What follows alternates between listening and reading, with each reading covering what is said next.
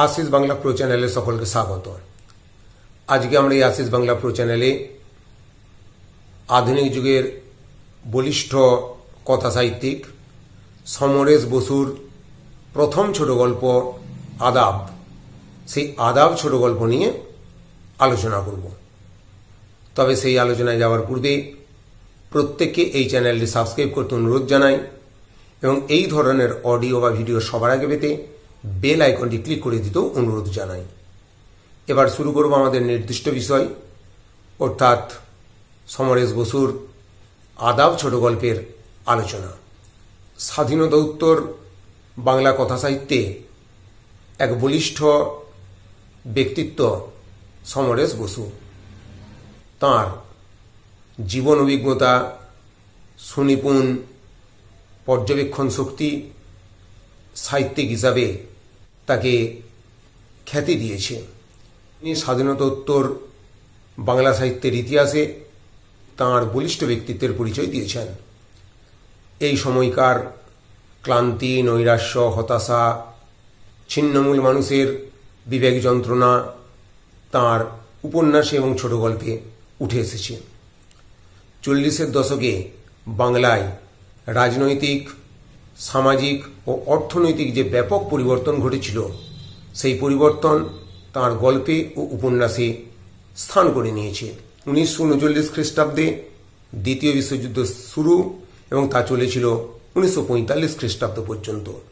এই বিশ্বযুদ্ধের বিধ্বংসী ফলাফল এবং তার পরবর্তী সময়ে বাংলা তথা সারা ভারতবর্ষের যে অর্থনৈতিক মন্দা, 42-এর আগস্ট আন্দোলন, 43-এর মন্বন্তর, তেভাগা আন্দোলন, শ্রমিক আন্দোলন, 1946-এর দাঙ্গা এবং সেই দাঙ্গাকে কেন্দ্র করে বাস্তুত্যাগের তোড়জোড়, স্বাধীনতা পরবর্তী সময়ের উদ্বাস্তু সমস্যা, এই সব কিছুই তাঁর ছোট গল্পে এবং উপন্যাসে সকরুণ বেদনায় ফুটে উঠেছে।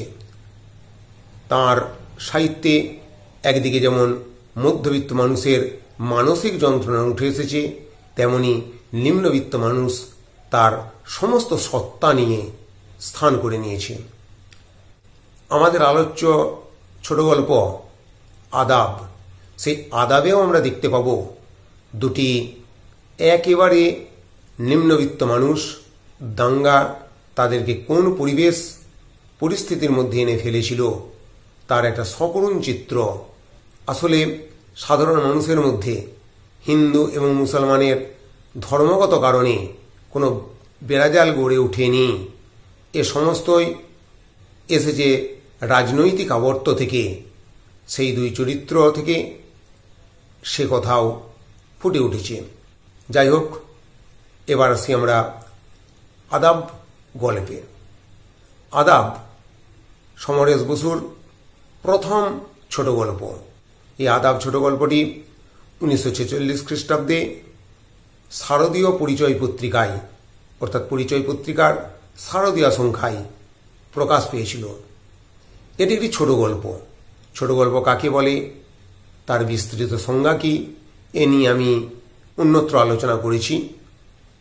তার লিঙ্ক আমি ডেসক্রিপশন বক্সে দিয়ে দেব, আগ্রহী ছাত্রছাত্রীরা সেটি দেখে নিতে পারে। এখন খুব সংক্ষেপে বলা যায়, আমাদের সমাজে বিভিন্ন ক্ষেত্রে বিভিন্ন ধারা প্রবাহিত হয়ে চলেছে। অর্থনৈতিক, সামাজিক, রাজনৈতিক, মানসিক, মানুষের দ্বন্দ্ব জটিলতা প্রবাহিত হয়ে চলেছে। এই সমস্ত সমস্যা, এই সমস্ত চিন্তা চেতনা থেকে যখন কেবলমাত্র একটি বিষয়কে অবলম্বন করে সাহিত্যিক স্বল্প কথার মধ্যে, স্বল্প চরিত্রের মধ্যে পাঠকের দরবারে তার মূল নির্যাস পৌঁছে দেন, তখনই তা হয়ে ওঠে ছোট গল্প। ছোট গল্পের প্রাণ হল একমুখীনতা। আমরা এই আদাব গল্পেও দেখতে পাব দুটি চরিত্রকে কেন্দ্র করে, একটি নির্দিষ্ট বিষয়কে কেন্দ্র করে সাহিত্যিক সমরেশ বসু বিরল দক্ষতায় পাঠকের দরবারে একটি চিন্তা চেতনার জন্ম দিয়েছেন এবং পাঠ শেষে একটা অন্তরে অতৃপ্তি কাজ করে। এই আদাব ছোট গল্পটি 1946 খ্রিস্টাব্দের হিন্দু মুসলমানের যে দাঙ্গা হয়েছিল সেই দাঙ্গাকে কেন্দ্র করে গড়ে উঠেছে। 1946 খ্রিস্টাব্দের 16ই আগস্ট পাকিস্তানের দাবিকে সামনে রেখে ভারতীয় মুসলিম লীগ প্রত্যক্ষ সংগ্রাম দিবস হিসাবে ঘোষণা করে। ওই 16ই আগস্ট সমস্ত মুসলিম সম্প্রদায় তাদের কাজকর্ম বন্ধ রেখে কলকাতার একটি নির্দিষ্ট জায়গায় জমায়েত হয়ে পাকিস্তানের দাবিকে জোরালোভাবে তুলে ধরতে চেয়েছিল। অন্যদিকে হিন্দুরা পাকিস্তান বিরোধী ছিল। ভারতীয় কংগ্রেস যদিও পাকিস্তানের এই দাবিকে পুরোপুরি অমান্য করেনি, তবুও কিছু কিছু নেতা ব্যক্তিগত স্বার্থে এবং হিন্দুদের আবেগকে কাজে লাগাতে এই পাকিস্তানের দাবির বিরুদ্ধে স্লোগান তুলেছিল। তো ওই 16ই আগস্ট উত্তর কলকাতায় মুসলিমরা সেখানকার হিন্দুদেরও দোকানপাট বন্ধ রাখতে বাধ্য করেছিল বা তাদের উপর জোর করেছিল। ঠিক তখন হিন্দুরাও এই যে পাকিস্তানের দাবিকে কেন্দ্র করে যে মিছিল চলেছিল তাতে বাধা দানের চেষ্টা করেছিল এবং তার ফল হয়েছিল মারাত্মক। ওই দিন অর্থাৎ 1946 খ্রিস্টাব্দের 16ই আগস্ট হিন্দু এবং মুসলিমদের মধ্যে প্রত্যক্ষ সংগ্রাম বাধে এবং প্রায় 4000 মানুষ হিন্দু এবং মুসলিম মিলে মারা যায় এবং অসংখ্য মানুষ হতাহত হয়। তারপর থেকেই শহরে জারি হয় 144 ধারা। চারিদিকে একটা থমথমে পরিবেশ, অবিশ্বাস, আতঙ্ক, একটা আতঙ্কিত পরিবেশ চারিদিকে বিরাজ করে। গুপ্তঘাতকের দল হিন্দু এবং মুসলিমরা ওত পেতে বসে থাকে কখন কোনো বিপরীত ধর্মের মানুষকে, কোন বিধর্মী মানুষের উপর তারা আঘাত হানতে পারবে সেই উদ্দেশ্যে।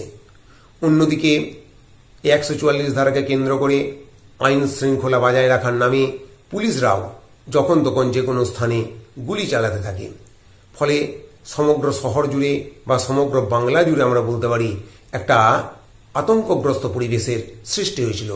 একটা অবিশ্বাস, ভয়ঙ্করতম পরিবেশের সৃষ্টি হয়েছিল। প্রত্যেকেই প্রাণ ধারণের জন্য, প্রত্যেকেই প্রাণে বাঁচার তাগিদে যে কোনো প্রকারে একটু রাস্তা খুঁজছিল। এই বিষয়কে কেন্দ্র করে কথাসাহিত্যিক সমরেশ বসু রচনা করলেন আদাব গল্প। সেই আদাব গল্পে 3টি স্তর দেখতে পাই। প্রথম স্তরে দেখতে পাবো এই যে প্রেতগ্রস্ত সময়ের চিহ্ন, এই রাক্ষসী বেলার পরিচয় সমরেশ বসু সুন্দরভাবে প্রথম অংশে তুলে ধরেছেন। তারপরে কলকাতা শহরের রাত্রে চারিদিকে যখন নিস্তব্ধ, প্রত্যেকেই যখন 144 ধারার আতঙ্কে আতঙ্কিত, চোরাগোপ্তাদের আতঙ্কে আতঙ্কিত, ঠিক সেই পরিবেশে প্রাণ রক্ষার তাগিদে এক সুতাকলের শ্রমিক যে ছিল জাতিতে হিন্দু এবং এক মুসলিম মাঝি, তারা দুজনে এটি ডাস্টবিনের কাছে গলিতে একত্রিত হয়। উভয়ের চোখে মুখে সন্দেহ, প্রত্যেকেই ভাবছে একে অপরের পরিচয় জানতে পারলেই একে অপরের উপর আঘাত হানবে।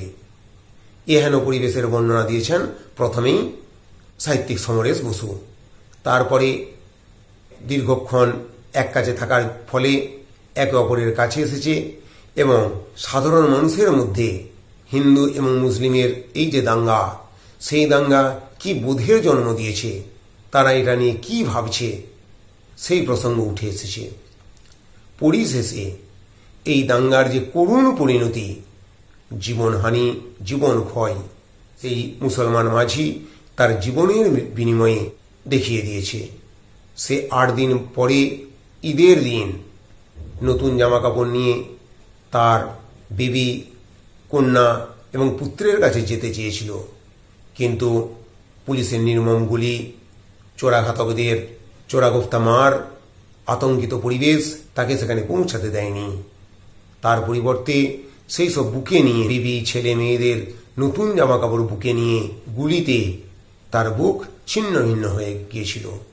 এভাবে সমরেশ বসু দাঙ্গাকে কেন্দ্র করে এক অসাধারণ গল্প রচনা করলেন আদাব।